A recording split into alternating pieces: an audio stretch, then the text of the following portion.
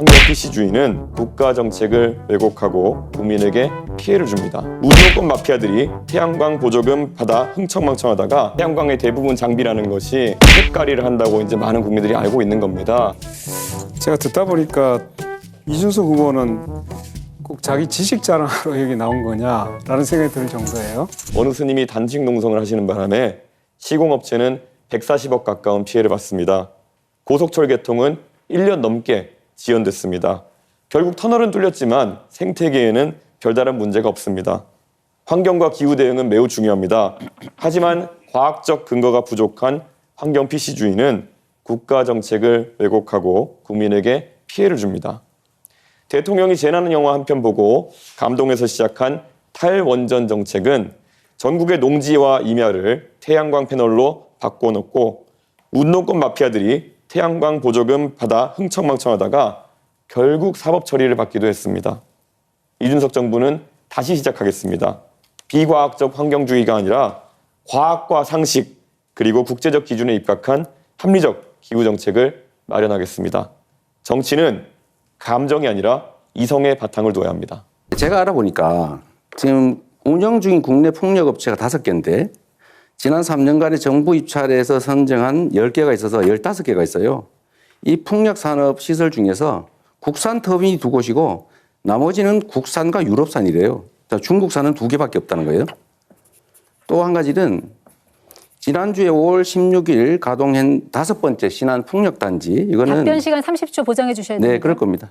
터빈 제가 너무 웃겨야 됐군요. 자, 전체적으로 계속 이게 중국이라는 단어만 좀- 나오면 본인이 친중이 아니라고 항변하시는데요. 말씀하십시오. 그럴 필요 네. 없고요. 사실 그래서 풍력 발전과 태양광의 대부분 장비라는 것이 택가리를 한다고 이제 많은 국민들이 알고 있는 겁니다. 그리고 지금 중국산 풍력 장비나 이런 것에 대해서 태양광 장비도 그렇고 결국 중요한 상황에서 안보적인 위기를 가져올 수 있는 킬 스위치 같은 것이 내장돼 있다는 이야기가 미국에서 나오고 있는 상황입니다. 그렇기 때문에 이재명 후보가 그것에 대해서 걱정 안 하는 것도 네. 우려스러운 상황입니다. 우리 이준석 후보님 어떻습니까?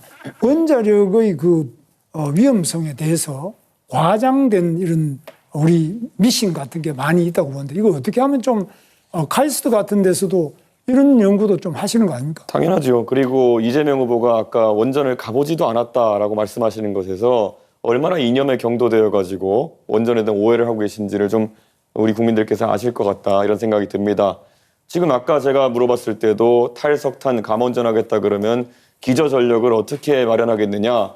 거기에 대한 대안이라면은 조금 더 깨끗한 원자력 에너지, 예를 들어 핵융합이나 이런 것들이 나올 줄 알았는데 그것을 진행하겠다는 이야기가 아니라 결국에는 풍력, 태양광 이렇게 해서 우리나라에서 경제성이 떨어지는 선택들을 하겠다고 하는 것이거든요. 우리 김문수 후보 잘 아시겠지만은 그 유럽의 북해나 이런 데 가면은 정말 양질의 풍력 자원이 있고 그를 통해 가지고 재생에너지 비율을 높여나가는 나라도 있지만은 대한민국 같은 경우에는 지난 토론에서 제가 지적했지만 태풍의 경로상에 남해안 그 풍력 발전소들이 위치하게 되는 것이고 태양광 발전 조건 같은 경우에는 다른 나라보다 안 좋은 것이 사실입니다. 그럼 이게 나중에 다 비용이 돼가지고 우리 산업이 사실 전기요금에 얼마나 많은 영향 받습니까?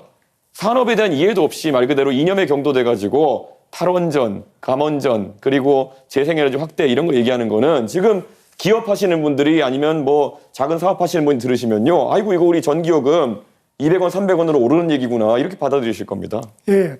그래서 저는 생각에 지금 제일 문제가 되는 게 재생에너지도 좋고 태양광도 좋은데 여기에 운동권 출신 제 후배들도 많이 그걸 하는데요. 이런 부분이 어떤 비리의 온상이 돼서 안 되고 특히 이런 부분에 네. 김문수 후보 주도권 토론 시간 다 끝났습니다. 이제 권영국 후보 주도권 갖고 토론 시작해 주시기 바랍니다. 네네. 먼저 이준석 후보에게 먼저 묻겠습니다. 제가 듣다 보니까 이준석 후보는 꼭 자기 지식 자랑하러 여기 나온 거냐라는 생각이 들 정도예요. 하나 묻겠습니다. 이념의 문제로 이 원전과 재생에너지를 바라보는 것은 누가 그렇게 이념의 문제로 봅니까? 굉장히 당황했습니다.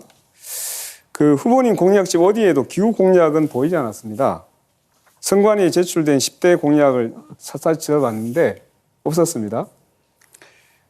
그리고 5월 21일 날 그 시민단체가 재생에너지 관련 이제 질의를 했을 때도 후보님은 답변을 피하고 있는 것으로 보였습니다. 자, 그러면 청년을 대표한다고 하면서 미래 세대가 가장 관심을 갖는 기후 공약을 단 하나도 제시하지 않았다는 건데 이거 어떻게 이해해야 됩니까? 저희는 당 차원에서 총선 때부터 당 공약으로 아리백과 그리고 CF백과 같은 국제적인 기준이 있는 환경 규제에 대해 가지고는 저희가 잘 쫓아갈 수 있도록 하겠다라는 입장을 밝힌 바 있고요.